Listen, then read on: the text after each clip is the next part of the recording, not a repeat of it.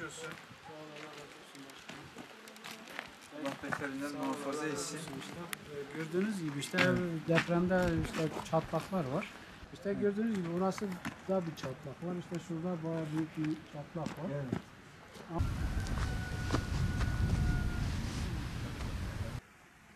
Yani bura gibi başka yerlerde var mı? İşte öyle mi? En büyük muzdaripliğimiz de devletimizin sunduklarını bize ulaşmaması. Şundan muzdaribiz. Yani tepenin söylediğinin buraya gelmeyişinden muzdaribiz. Ben demin bir şey söyledim zaten. Yani tepenin söylediğinin bize yansımayışından muzdaribiz. Biz herhalde bu devletin, bu ülkenin bir vatandaşı isek, bu ülkede bir hak tanınmış ise Ankara merkezdekine, Pötürge merkezdekine, Malatya merkezdekine nasıl yansıyorsa Taşmış Mahallesi Hıdırlar Sokak'taki Hıdır Aydın'a da öyle ulaşması lazım. Çermi köyündeki Hüseyin Alkış'a da öyle ulaşması lazım. Evi yıkılan Ramazan Tulgar'a da öyle ulaşması lazım. Yani bizim derdimiz bu, yani herkese eşit davranamıyor. Muhtarlar bir tarafa çekiyor daha doğrusu. Yerel yöneticiler bir tarafa çekiyor. Yani Malatya'nın Doğanyolu ilçesinde, Pütürge ilçesinde böyle bir felaket olmuşsa, Elazığ'ın Sivrice ilçesinde böyle bir felaket olmuşsa, devletin en yüksek mertebesi buraya anında gelip gerekli detayları, bilgileri almışsa, taahhüt ettiği şeyler Malatya merkeze kadar gelip orada sönmüşse, burada da değişik şeyler olduğunu kanaatindeyız yani. Çünkü sıkıntı onu gösteriyor.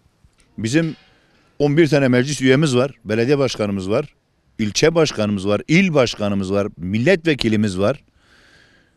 Efendime söyleyeyim, muhtarımız var. Ya 3 gecedir deprem olmuş. Bir felaket yaşamışız.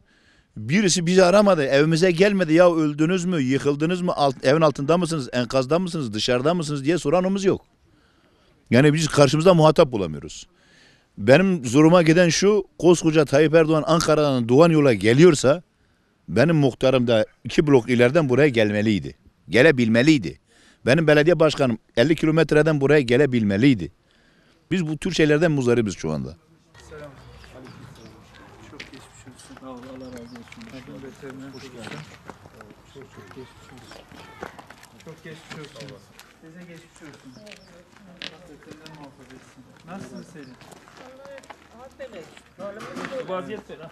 Böyle ateşi yakmışız. İşte bu çadırlarda idare etmeye çalışıyoruz. Şimdi tabii bir kısmı her ne kadar Malatya'da orada sonuçta 8 tane ev var burada. 8 aile yaşıyor. Biz aradı Cimer'i diyor ki Pötürge hakkında çok şikayet alıyor. Yani diyor bu ki burada diyor. Allah Allah.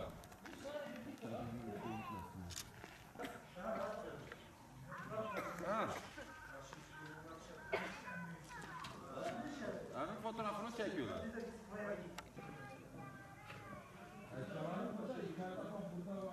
Yine deprem oldu lan, onlara geçiyor. Allah Allah. Valla yine vurdu. Mehmet.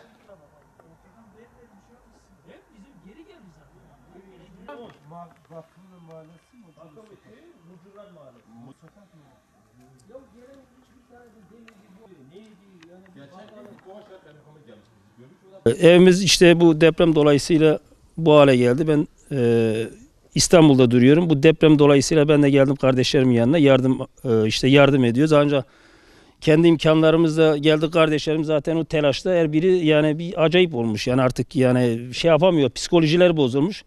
Biz de destek olma amaçlı geldik. Cuma günü oldu işte, kaç gün, 4 gündür. Ulaştığımız yerlere, gereken kurumlara ulaşıyoruz. Tamam, yardım geliyor ama nereye geliyor? Yani buraya da çadırlarda attılar buraya. Kendi imkanlarımıza kurduk.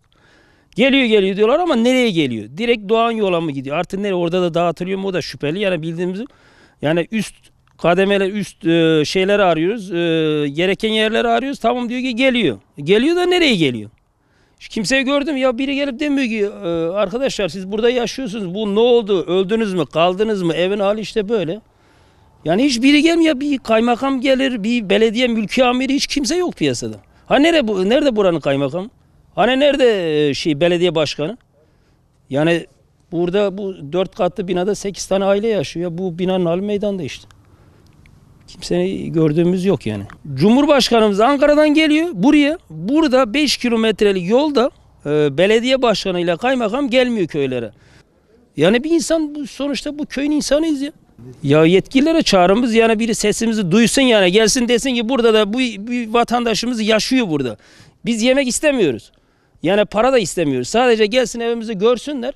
Yani bu ev ne halde? Bu insanlar bize bir yardımcı olsunlar. Yani biz evle ilgili bir şeye tamam Allah'a şükürler olsun biz kurtulduk ama sonuçta hayat devam ediyor. Yarın öbürün kayısı sezonu. Bak çadırlarda buraya 50 tane işçi gelecek kayısı için. Kayısı bahçelerimiz var. Yani bu kadar insan böyle dışarıda her zaman kalacak hali yok. Sonuçta bir çözüm üretilmesi lazım. Yani bu insanlar ne yapacak yani? Yani biz evle ilgili bir çözüm arıyoruz. Biz demiyoruz bize sıcak yemek yedir. Bunu istemiyoruz. Bunu kendi imkanlarımıza iyi kötü biz bir şekilde yapıyoruz.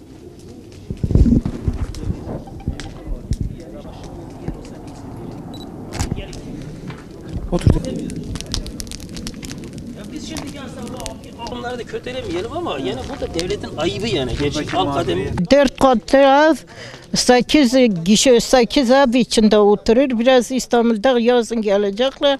Hani ne soran var, ne soruşturan var. Kimse yok, kimse gelmiyor. Kimse bizi sormuyor. Ne gelir aşağı. Kimse bizi sormuyor. Ama bak kaç kişi sokaklardalar.